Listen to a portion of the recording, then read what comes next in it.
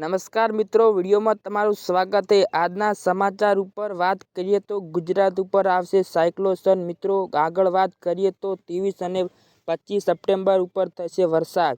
મિત્રો 2 દિવસ ગરમી પડી હતી, તેના કારણે વરસાદનો માહોલ થશે વધારે। વરસાદ 20 થી 25 ઇંચ પડશે અને ખેડૂતો થશે નુકસાન।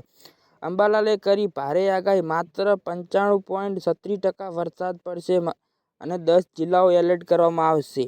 અન્ય વિસ્તારોમાં થશે વરસાદ અને રાત્રે આવશે તુફાન।